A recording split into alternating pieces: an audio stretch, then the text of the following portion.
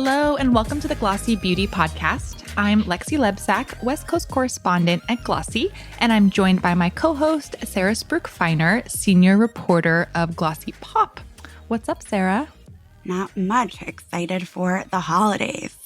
Yes, happy Thanksgiving. Welcome to our Thanksgiving episode. Happy Thanksgiving, everyone. So obviously Black Friday is on our minds. It is one of the busiest, shopping times of the year. So this week we're joined by Cale Weissman, editor-in-chief of our sibling publication, Modern Retail, where they cover the ins and outs of the modern retail industry. Yes, Cale hosts the Modern Retail Podcast as well, where he talks to all kinds of experts in retail. He talks to founders, CEOs. It comes out every Thursday, just like ours. And so today we are doing a crossover episode where we're going to talk about a lot of different beauty and retail topics where there's crossover between our two sites. On this episode, we talk about Amazon's new Temu competitor, the latest brick and mortar openings in the beauty space, and what Gen Z wants for the holidays. Yes, I think this episode's really great. We also talk a lot about analyst predictions, Prime Day, lots of beauty retail newness. So yeah, I feel like we should just get into it, right? Yeah. Here is our episode with Cale Weissman.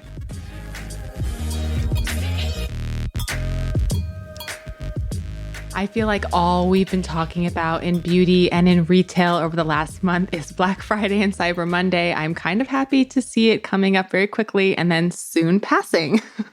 I will say that one of the biggest things that I've seen is a lot of big influential brands that are really taking on new brick and mortar strategies this upcoming season. Big names in beauty betting big on brick and mortar shopping this season. So the first one that I'll mention is Chanel, which opened its first House of Beauty retail and spa experience this month in Paris. And it's a 3-story, 2,000 square foot store located in, I think, the 6th arrondissement in Paris. But they offer face and body treatments, the full Chanel beauty range, and that includes 88 fragrances, which is crazy, makeup, skincare, books, gifts. It really is going to become this hub for shopping in Paris for gifts. And we already have Chanel beauty stores here in the US in top retail destinations, but I think this is going to kind of take it to the next level and be a really good example of how to create an experience and a destination for shopping. And then another one is Dior as well, just opened its very first beauty exclusive retail store in the US earlier this month. This one is located in New York's Soho neighborhood. I don't know if you guys have seen it. They offer color cosmetics, fragrance, skincare, and it's a similar sort of operation there. It's all beauty, all cosmetics. So I have a bunch of questions about this, which is one, so Lexy, you're the person who will know about this, but usually, especially when we cover things at Modern Retail, especially holiday related, it's very pop-up, it's very short. It's we're just going to do this for a couple of months. Why do you think these prestigious brands like Violet Grey, like Dior, because these sound like more permanent. Am I incorrect? Mm-hmm. Yeah, a lot of these are permanent. I do have one that's sort of temporary that I'll mention, which is Laneige, which of course is this huge K-beauty brand that is, I could just talk about them forever. They're absolutely killing it. But they are doing a temporary space. So they took over one at the Grove. And it's not like the Glass Box, which is sort of like this installation feeling like pop-up. This is an actual in a store that happened to be vacant, but they are only going to be having the space until mid-January. And I think they're doing a very cool thing where they have holiday sets, bestsellers, they have branded merch. They're also bringing in exclusive K-beauty SKUs. They're owned by Amore Pacific, so they have access to all these great K-beauty brands, that some of which we don't even really necessarily have all the products here. And they're going to market through gift with purchases, discounts, photo booth, all of these different activations. And then the last one is, Cale, you sort of alluded to this, the Violet Grey partnership. So fresh off of their acquisition from Farfetch, they are doing a shop-in-shop.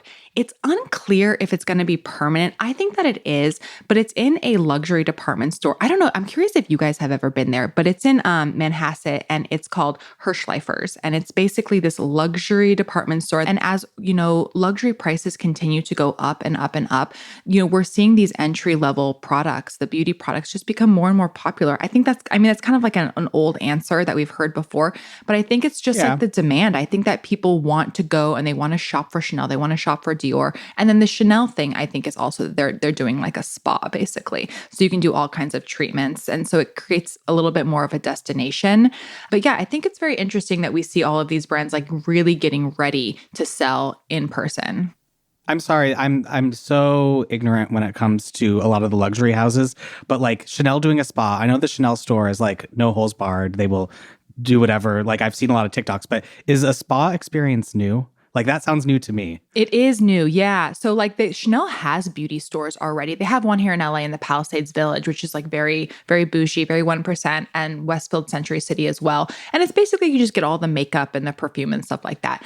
But the idea of them doing treatments, I think, is definitely very new. You can go in and there's all kinds of different protocols. They call them body protocols and face protocols. And they're also, I think, going to be focused on like books and gifts and other sort of like small items that are like very gifty. I think previously it's been more at like luxury hotels. I believe they have a spa at the Ritz in Paris.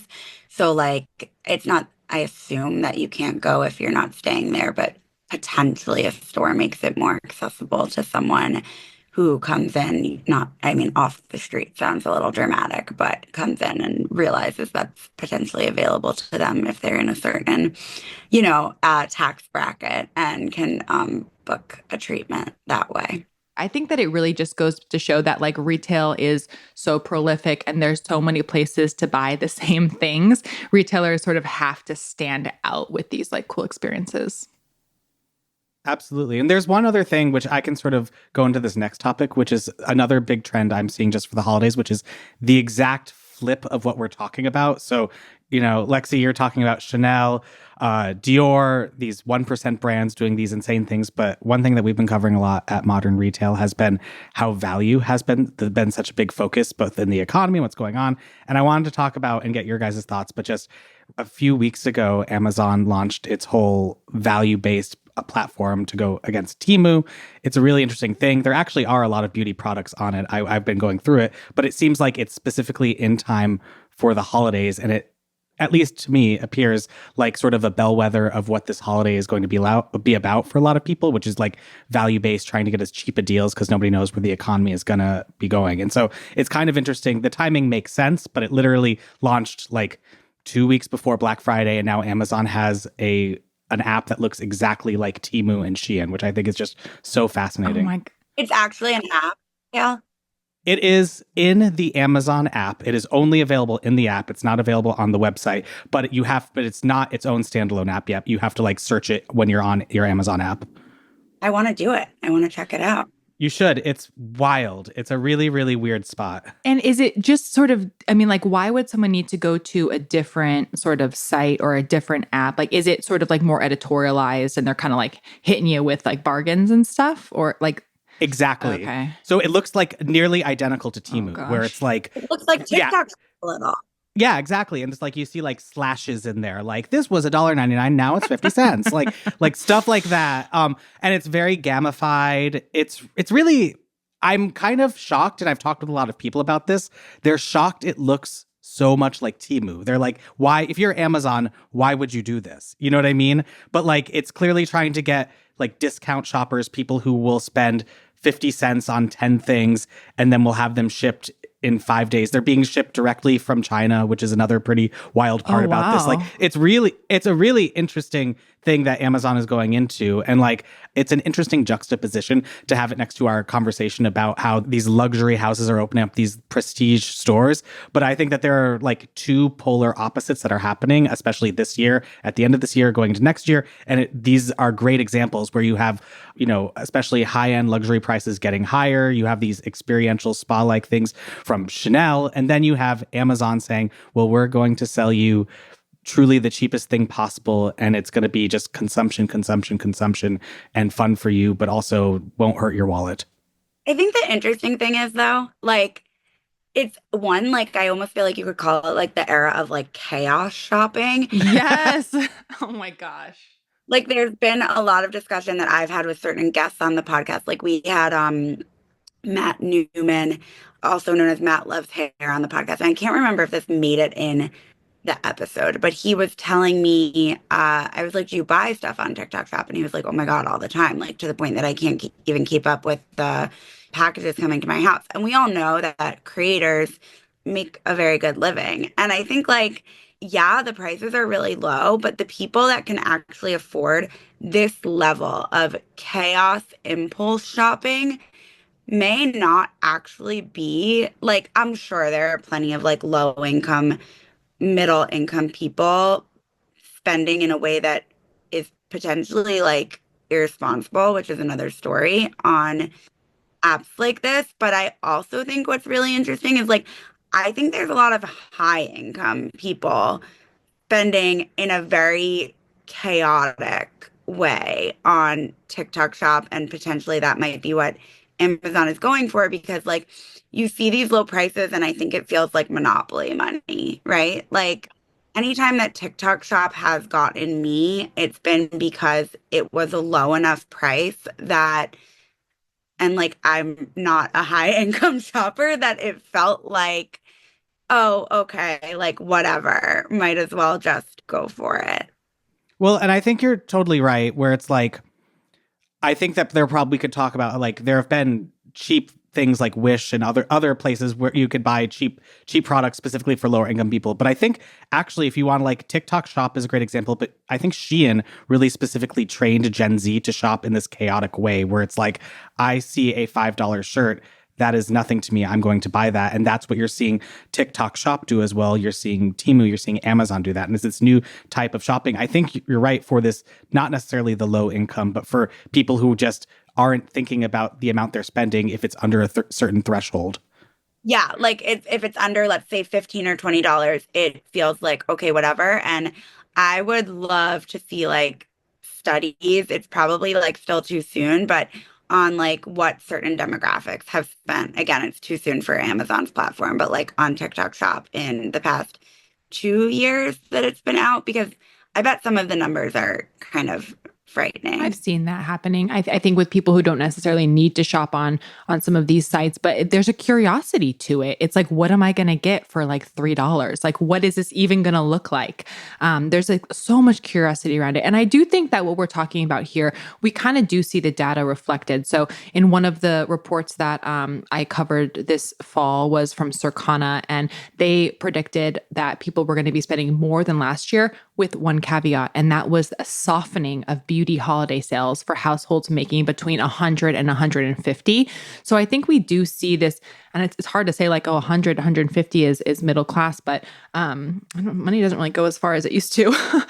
So I will say that like we do see this softening of the middle class, which, I mean, not to get political, but I mean, this has been happening for a while now. So it's like, I think people are, maybe curious, maybe also enjoying the cheap prices on these websites. I wonder if a lot of it is like gifts that people are buying though, or if it's like decorations and stuff. Okay, I'm not convinced, and I have an example. I'm not convinced that it's gifts. Yeah. This is like kind of a funny example to give you guys.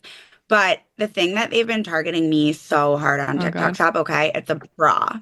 I just roll with me here. And it actually, I think this bra speaks to so much of what marketers and CEOs and CMOs have been telling me in interviews for the past 3.5 years that I've been working on Pop, for why beauty resonates on TikTok, which is that this bra has a before and after effect, okay? It's a No, you're so right.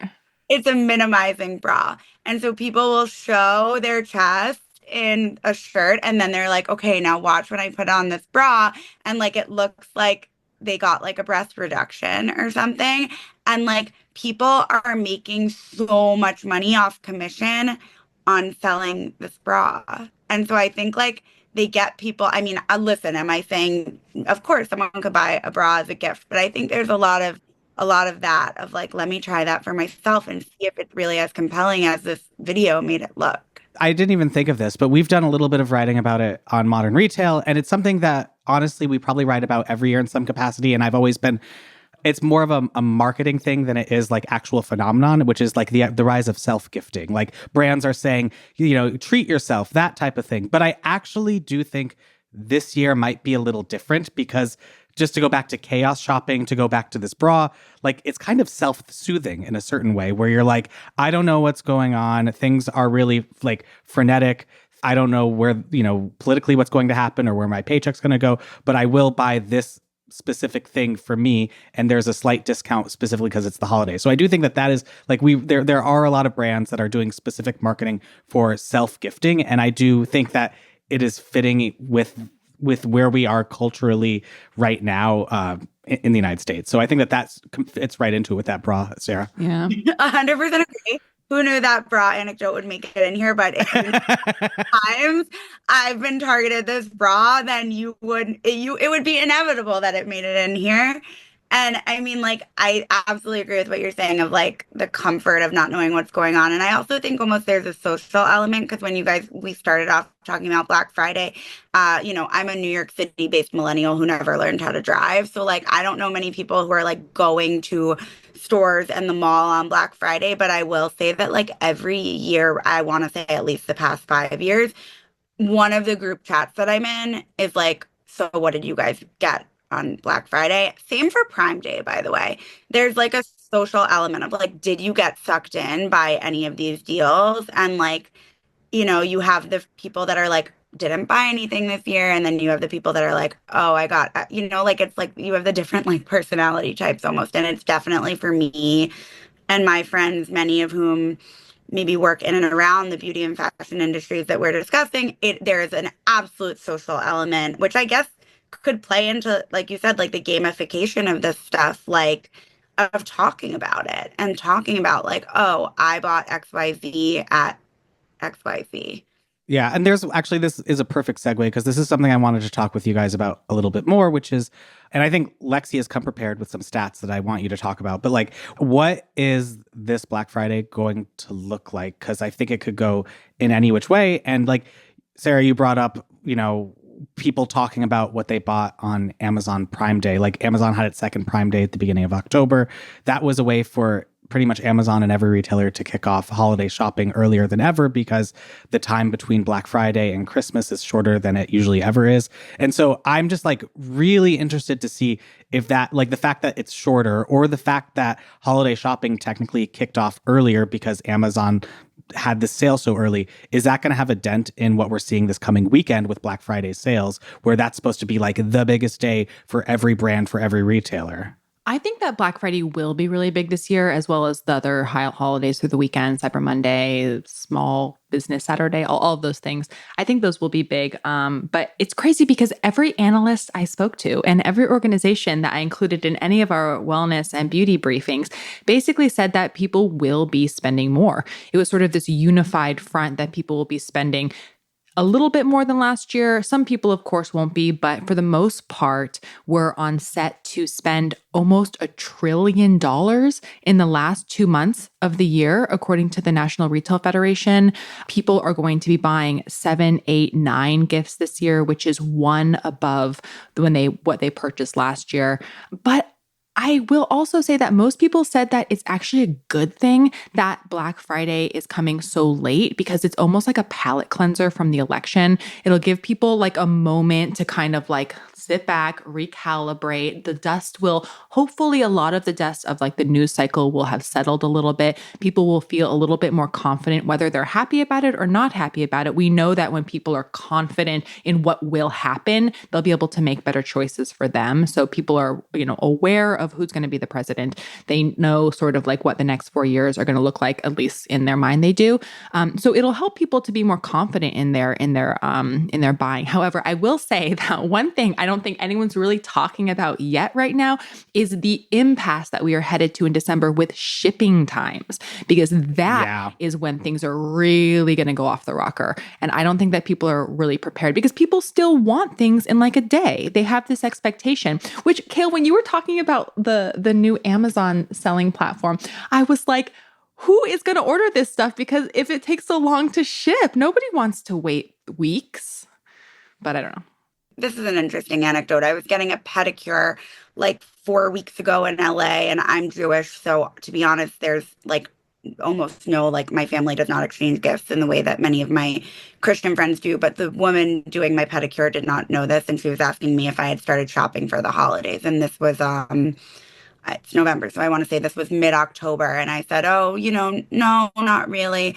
And she told me that she had been saving for months already. So I guess that like what you're saying is absolutely, there's like a difference there where like people, this is something they save for throughout the year, and I should not take that for granted. So I guess thank you for reminding me of that. I also think that there is, and this is more of my personal like interest, but like I think people on a certain income bracket are doing fine or doing better, and people at a lower are doing worse. And so I think that the divergence is bigger than ever, which informed a lot of the election. But I imagine, especially for nicer brands or top brands, they aren't feeling that impact as much because people on the other side are still able to buy, and they're not as impacted by people on the lower end of the spectrum. Would be my hypothesis, though I can't back that up with data.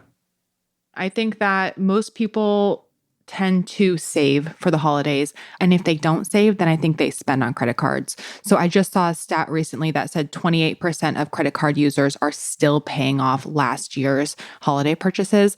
And the analysts I spoke to, I also sort of asked them this question, Sarah. And I think that the feedback is basically like, these are cultural norms that people value so much in their lives and in the life of, I don't know, the Western world, I guess. But yeah, people will put presents under the tree, or they'll gift in the way that they can. And even if that means going into debt, which I think is, something. And I'll also add, I totally forgot about this, but Lexy, thanks for bringing this up. Like, debt's going to be a big thing. I think debt is only getting more now. But like even like new types of debt, buy now, pay later, is going to be skyrocketing right now. And that's specifically targeting like millennials, Gen Z, even a little bit of like younger than Gen Z, like being like, pay this in installments. It's okay. And so I think that goes to answer kind of, people are going to be spending more probably beyond their means, but there are always going to be mechanisms by which, even if they don't have that much in their checking account or their savings account, that they'll still be able to buy that. And there's competition growing in that arena as well. I know that Chase has just banned third-party payments from companies like Affirm. And I realized this only because I have a Chase card, and I recently, made a purchase, and a little pop-up was like, do you want to pay this over time? And I'm like, oh my gosh. So they're basically allowing you to pick a purchase and then pay it over time without interest, but like with like a monthly fee or whatever.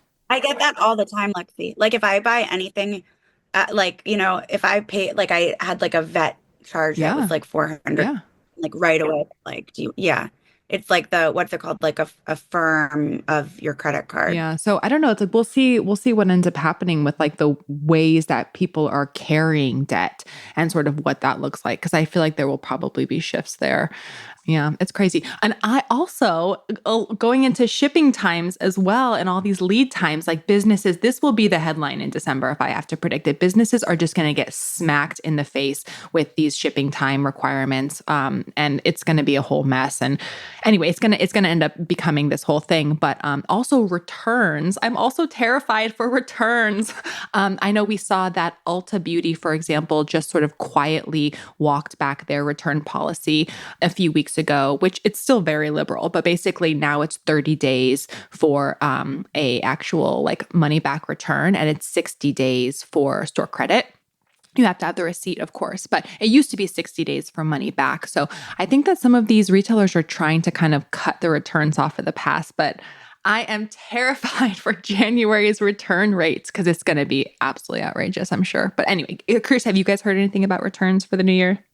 There are a couple of things. One, and we didn't even talk about this when we were prepping, but it just dawned on me right now, which is that speaking of the Ulta thing, it seems like a lot of the major fashion players at least have been trying to prepare for this because of like serial return people. So I think it was a couple of months ago, probably you guys know this better than I, but it was ASOS added a new return fee specifically because they had so many people who would just return things in bulk. And they did that in September, which I think was sort of a run up to like train people to be able to shell out for returning come the holidays.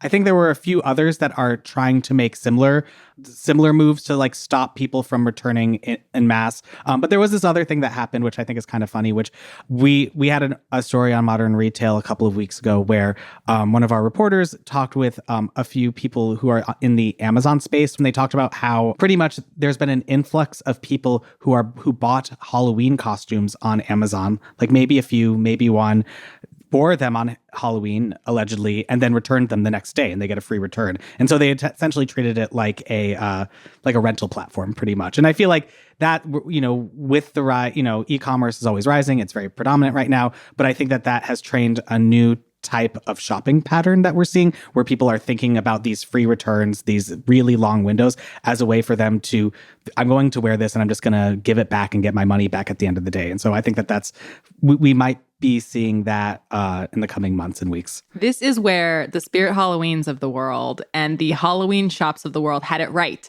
No returns. Yeah. Yeah. Oh, man.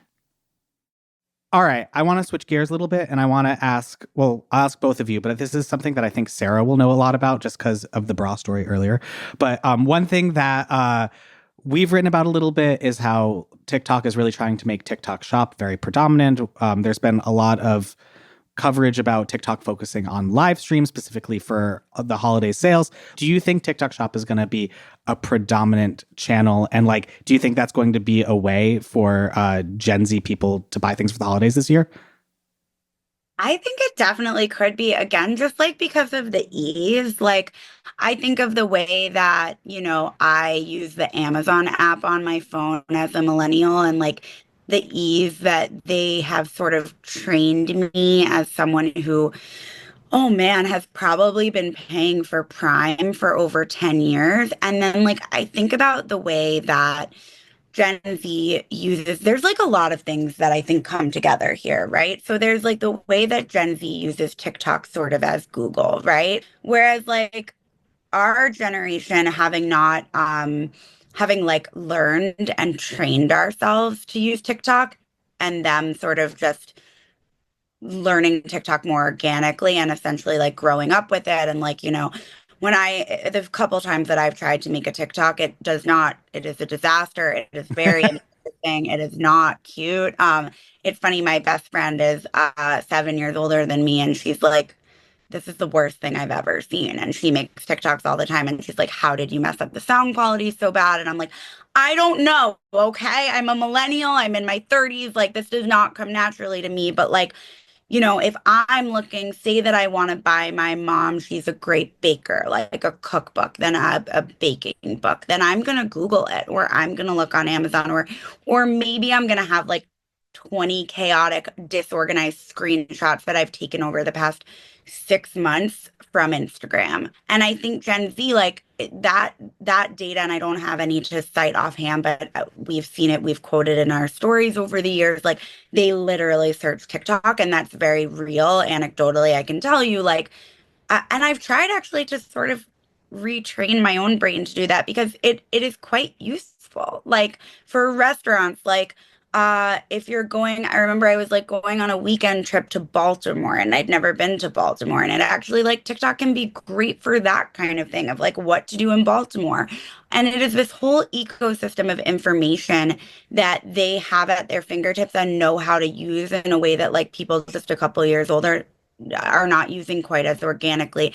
And I can just really see that translating very cleanly to shopping. And then layer on top of that the way that TikTok has made it, TikTok Shop so integrated. So it's the same thing, when Instagram tried and it didn't work as well to make it sort of a one-click shopping thing on Instagram, TikTok has had a more successful time with that, where you never leave the app. It's all right there. You hit Apple Pay, it does your face. We've all shopped in that way. And I can absolutely see them using TikTok Shop, searching that way, if that's how they're shopping, or coming across something in their feed like the bra, where it's kind of stalking them and they're seeing it over and over, and they either are self-gifting it, or it's oh, my little sister would like that. So my instincts say yes, that would make a lot of sense, just based on how the generation uses the app. Got it. One question for you, Lexy, just to bring it full circle. I know startups, smaller brands are on TikTok Shop. a few bigger ones. And like, beauty is huge on TikTok, but like, I feel like we're not seeing the big powerhouses on there. Correct me if I'm wrong. But like, do you foresee, some of the bigger brands finally going on TikTok Shop and selling on there? Or do you think they're still going to be reticent with it? That's a really good question. We talked a lot about this at the Glossy Beauty and Wellness Summit last week. I think that a lot of brands that we spoke to really expressed this sort of like fear and like hesitation around it because they don't want to alienate their retailers, their traditional retailers, that is. And, the Sephora, the Ulta, the Nordstrom, the big retailers in America, they don't want to make them mad. We know that it's like can feel like it's sort of alienating or monopolizing some of the sales. But also at the same time, I think that brands are sort of realize that they kind of have to be on TikTok Shop if it's not going anywhere, if only for a marketing play, if only to be able to like almost gift, almost like seed to people who haven't had the opportunity to try the product, if only to make them into a subscriber on their website, someone who wants to replenish. So I think that that's definitely a thing. It really reminds me though, and maybe you guys agree or maybe not, but it almost reminds me a lot of like what happened with Amazon early on, where no beauty brands wanted to be on Amazon. Yep. And then, of course, now we see the last holdouts, joining. Estee Lauder this year. And I was like, that's crazy. I know. And I think it's like they just kind of realize that they kind of have to be. And also the thing about Amazon, and I don't know what will happen with TikTok Shop, but Amazon, of course, they almost kind of require you to be part of the community. Otherwise, you're just going to have somebody else owning it. And so TikTok Shop, I feel like is probably similar to that. But I actually just included some data in a briefing of ours that looked at from Sprout Social, and it looked at who's shopping on social media. And it, of course, as we know, Gen Z loves TikTok Shop and that's where they're going and everything. But actually the biggest destinations were Facebook Shop, then TikTok Shop, and then Instagram Shop. So we definitely see people buying across these social media platforms. And according to this data, people are thinking they're going to shop even more on social media next year.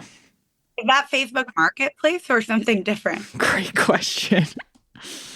Yeah, I was wondering the same thing. No, yeah, I think it looks like just like Instagram. What is Shop on Facebook? Yeah, you can just have a storefront. This shows how I've not been on Facebook in years, but they I guess have a booming e-commerce business. Also, Cale, to answer your question, like I don't want to speak necessarily like to the massive, like the Estee Lauder, but like there are really big beauty brands on TikTok Shop, like Culture Defining. Yeah.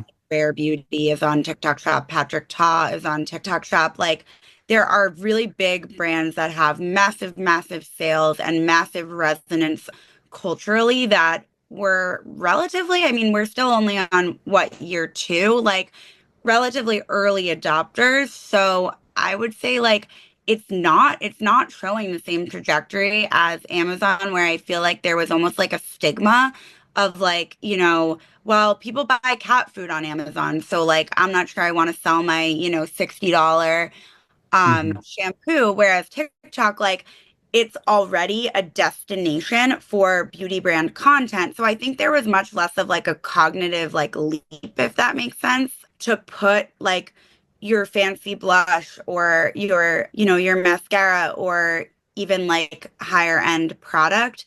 The thing that gets complicated, like I think of Seed Probiotics, which I feel like is definitely a modern retail brand as well. And like the number of like fake Seed probiotic bottles I see on TikTok Shop, like, I don't know, someone needs to do a story on that if it hasn't been done already, because there are certain brands that this is like, another topic that we're not going to get into right now, but like then you just have another issue with like counterfeits, because that is just a whole other can of worms, I think. But there's definitely, my point is, there's some really good big beauty brands on TikTok Shop that I think, again, wanted in on that same psychological impulse chaos shopping that we were talking about earlier. Yeah, no, and I should have caveated it better. I meant more like legacy brands, but there are huge brands on there. And like, totally. I think that you're totally right that there's a difference where like some brands are like hundreds of millions of dollars and doing great on TikTok Shop. Yeah.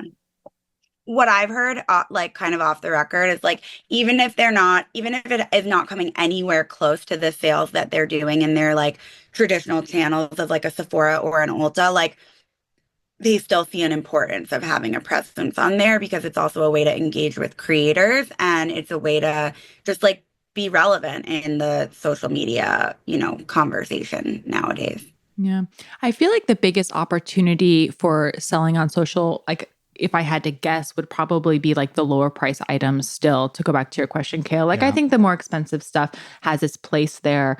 And there certainly is a customer, but I think that it's going to be these like lower price shoppers. And I think that we can see that sort of shifting just like in the brick and mortar landscape in the US as well, where we have these pharmacy deserts that are popping up, which are awful for a lot of different reasons, and not because of the makeup access, but but that is part of it. Which Walgreens is going to close 25% of its stores. Rite Aid will close 800 stores, and CVS has already closed 10% of its stores. And so I think that there is going to be a continued opportunity for those that like entry level, that mass, that even value price point just becoming even more popular there. All right. Well, we've been talking a lot. We hit a lot of subjects. I want to end on a high note. And so, Sara, I got a really big question that I know is right in your area of expertise. You talked a lot about Gen Z on TikTok, but what is Gen Z actually going to buy for the holidays this year? Because I need to know, and I need to like buy things for my niece, I guess. Oh my gosh, for sure. Some of the things I think and I'm hearing are going to be super hot. Laneige, I think they came up earlier. Laneige does every year a kit of their lip mask in sort of a mini size. And that is a super hot ticket item. I want to say for like the third or fourth year in a row, Uggs are still hot. Certain items from Glossier are hot. The new Glossier perfumes, if they don't already have their hands on the new flankers of Glossier U, I think they're going to want that. Hailey Bieber's birthday is conveniently this week, right before the holidays. And every year that Rhode has been in existence, she's done a new flavor of her peptide lip treatment. This year, it's a cinnamon one. Cinnamon one is not the exact name, but I would say new flavors of the lip treatment. Lips. This time last year, December last year, I did a pop newsletter on like sort of the dominance of lip products, and it has not slowed down. We're in fact just seeing people add like literal jewelry charms to them now. So the Summer Fridays lip balm is still hot. Rhode's lip balm is still hot. Laneige, as I said. So I think a lot of that we still see popularity with Lululemon, Abercrombie and Fitch, Sol de Janeiro, and all of these brands have maintained their popularity. So that is really just a short look at some of the things that will be popular on the fashion side. I just want to throw in, I think there are certain Coach bags, initial necklaces, things like that. Of course, when they can get their hands on designer items, whether it's like an entry level Miu Miu wallet, that kind of thing is obviously very coveted, but comes at a much higher price point. Wow, that's a lot. Thank you for listing all of that. I knew like maybe 12% of it. So I will be taking notes and doing research. I'll send you some links for your niece. Thank you. This was so fun, guys. I mean, obviously all of our coverage like does intersect in many ways, but it like reminded me how much we can all learn from each other. And Cale, so nice to chat with you. You obviously are the host of our sibling publication, Modern Retail podcast. Any episodes recently you think that our Glossy Beauty Podcast listeners should know about? Yes, I can think of a couple. One that I had a couple of weeks ago was with the CEO of Jake Paul's body care brand, W, which I'm sure everyone here knows. Jake Paul just defeated Mike Tyson in the ring. Interesting cultural thing to happen, but also Jake Paul is selling body care for pretty much Gen Z, Gen Alpha boys. And the CEO, who also used to work with Kris Jenner, talked all about why he decided to work with Jake Paul, how he approached it, and what it's like working with a creator like that. Then also another one from a couple of months ago is I talked with the chief commercial officer of Walmart just about how he's thinking about modernizing the AI program, the shopper experience, all that jazz. And it's not necessarily specifically beauty related, but it goes into a mass retailer and just how the leaders at those companies are thinking about, digitizing and what comes next. And it was a really fun conversation. But I think those two would be fun ones. The pop readers will love that Jake Paul episode. So definitely, I hope they check it out. And thank you for listening to this episode of the Glossy Beauty Podcast. If you enjoyed it, please leave us a rating and a review on Apple Podcasts, Spotify, or wherever you're listening. And for even more coverage on the beauty industry and more, please visit glossy.co/beauty.